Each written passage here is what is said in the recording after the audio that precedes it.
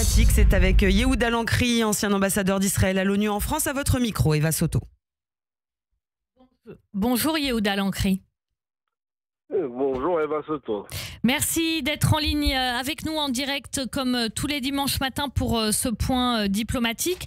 Alors Donald Trump, on peut dire qu'il a surpris tout le monde cette nuit. Absolument.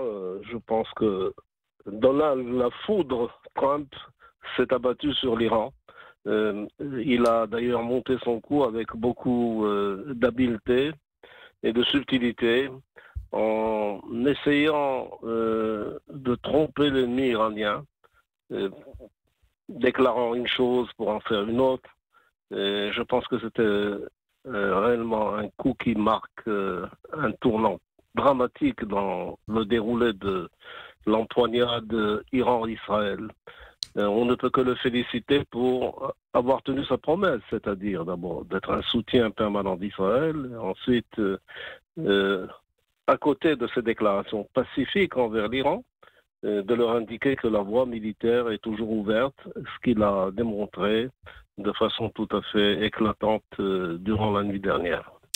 Yehuda Lankri, on parle souvent de Donald Trump comme quelqu'un d'un peu frustre qui change d'avis comme de chemise. Ce qui s'est passé là par rapport à l'Iran, est-ce que finalement ça remet aussi en cause cette image que peut avoir Donald Trump ? Ça remet en cause effectivement cette image. Bon, il y a les côtés un peu spécifiques de Trump. Je pense que tout un chacun comprend qu'il est un adepte de l'hyperbole comme exercice dans ses déclarations d'ailleurs. Et qu'il y a un narcissisme qu'il dissimule mal.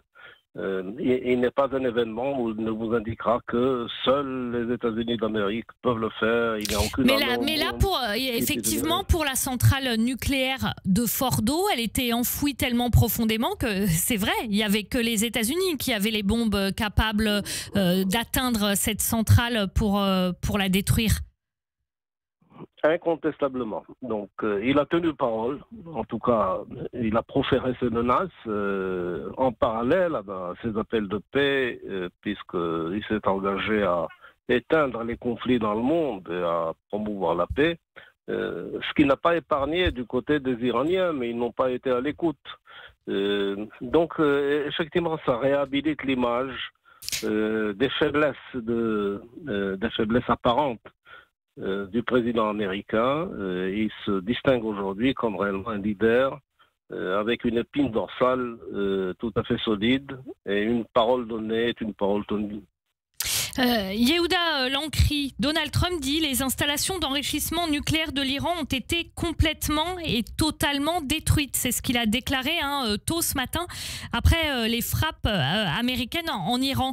Ça veut dire que la guerre est peut-être bientôt finie ou qu'elle est peut-être déjà finie ? Mais nous sommes encore loin de la phase finale de cette guerre, parce qu'il n'y a pas que les installations nucléaires. L'Iran dispose d'une structure balistique énorme. Et l'Iran est capable de détruire un pays grâce à son arsenal balistique. L'Iran veut détruire Israël grâce à son arsenal balistique, parce qu'on l'a vu ce matin, là, tout à l'heure, il y a encore eu des frappes, il y en a très tous les jours en fait. L'Iran n'a jamais caché son intention jusqu'à l'obsession de la destruction d'Israël.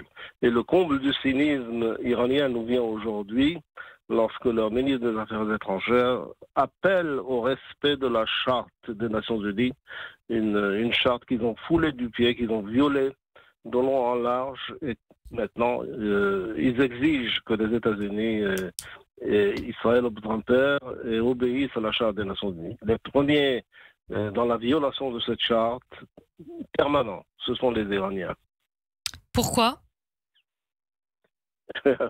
Pourquoi ? Parce qu'ils n'ont cessé de menacer Israël de destruction, alors qu'il y a une clause spécifique de la charte qui interdit à tout État membre des Nations Unies non seulement le recours à la force des armes, mais à la menace.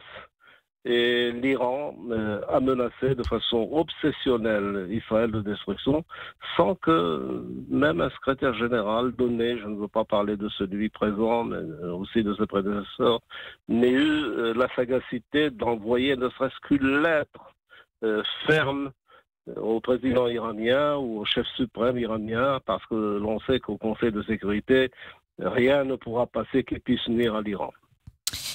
Yehuda Lankri, justement, depuis le début des opérations militaires israéliennes, il est beaucoup question de droit international et on entend régulièrement que Israël a violé le droit international en attaquant l'Iran. Vous êtes ancien ambassadeur d'Israël à l'ONU. Votre regard sur ces critiques? Non, c'est une légitime défense d'Israël lorsqu'une menace de mort est inscrite au programme des Iraniens. Ils ne l'ont jamais caché d'ailleurs. Il fallait qu'Israël prenne une action décisive pour une résolution pour sa survie. Ce qu'Israël a fait, c'est une guerre préventive, c'est une opération préventive qui assume la volonté d'Israël de survivre. C'est ce qui s'est passé. Il n'y a pas eu de violation du droit international. S'il y a violation, c'est celui des Iraniens.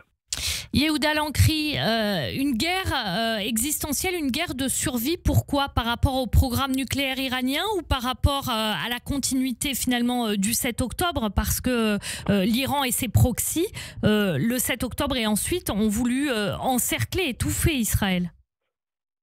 Vous faites bien d'évoquer le 7 octobre parce que c'était la première tentative sérieuse de l'Iran de mettre en œuvre ces menaces à l'aide de ses proxys. Finalement, leur menace a été déjouée, a été abortée, mais Israël a subi quand même un choc énorme le 7 octobre.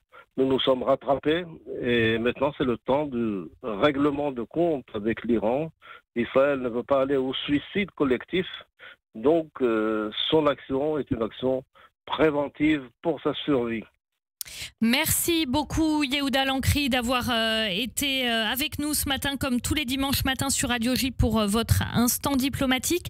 À la semaine prochaine et d'ici là, cher Yehuda, prenez soin de vous et des vôtres. Merci beaucoup.